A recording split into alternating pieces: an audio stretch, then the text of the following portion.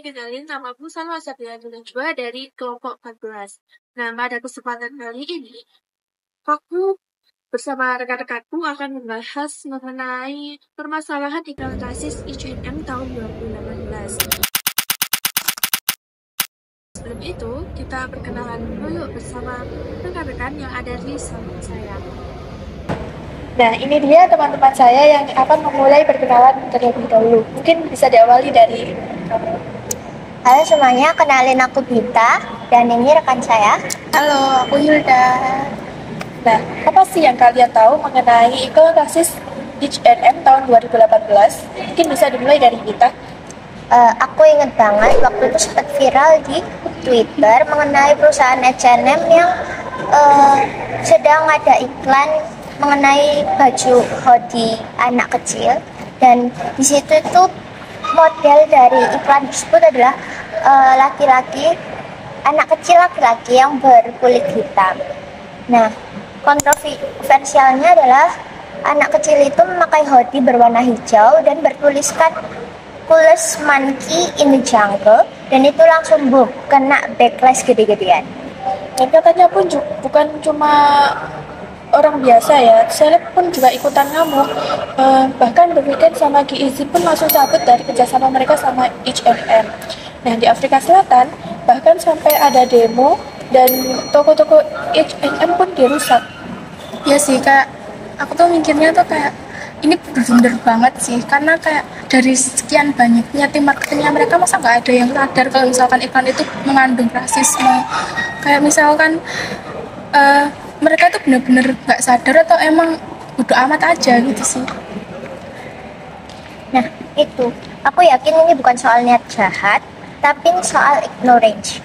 Dan ignorance itu tetap berbahaya, apalagi kalau kita tahu sendiri ya, H&M ini merupakan brand besar yang banyak orang tahu.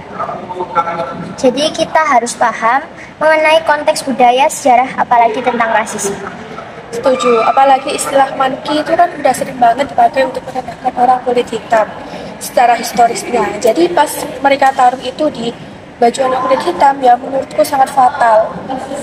Dan ini nunjukin banget sih pentingnya punya tim yang beragam. Kalau misalkan di ruangan itu memang mereka dari ras yang sama, latar belakang yang sama, ya bias-bias aja. Jadi hal kayak gitu nggak mungkin ketahuan kan. Dari pihak H&M-nya sendiri udah melakukan tindakan, yaitu memberikan ucapan minta maaf kepada model anak laki-laki tersebut, serta menarik kembali iklan yang sudah diluncurkan. Tapi menurut kalian, minta maaf cukup nggak sih? Menurut aku pribadi nih, itu harus jadi langkah awal. Tapi kalau dari pihak mereka secara internal tidak ada perubahan, ya percuma saja. Iya sih, karena minta maaf tanpa aksi itu ya gampang aja kan. Kalau misalkan perubahan itu sih yang sulit.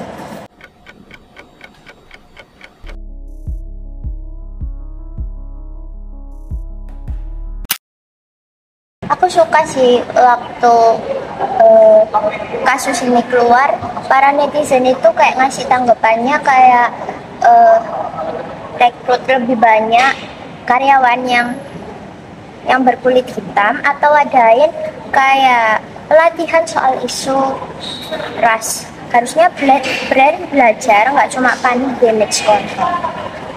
Oke. Sebelum kita tutup nih, pertanyaan buat kalian dan para pendengar. Menurut kalian, kalau brand melakukan kesalahan seperti ini tuh lebih baik diboikot atau diberi kesempatan untuk berubah? Nah, ini sih menurutku ya, kadang boikot itu efektif, cuman kadang juga butuh dialog. Yang penting brandnya harus tanggung jawab sih.